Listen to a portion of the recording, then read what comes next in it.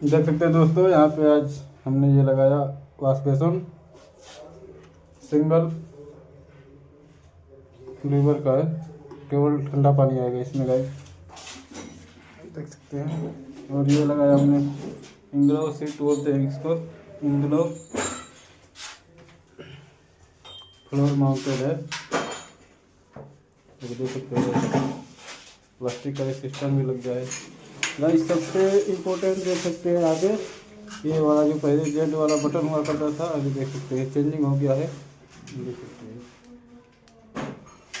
Technology है, देख सकते हैं यहाँ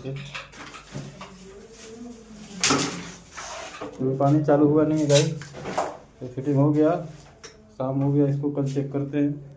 और देख सकते हैं साबुन कुछ इस तरीके से लगा है, और ये वाला मिक्सचर हो गया है।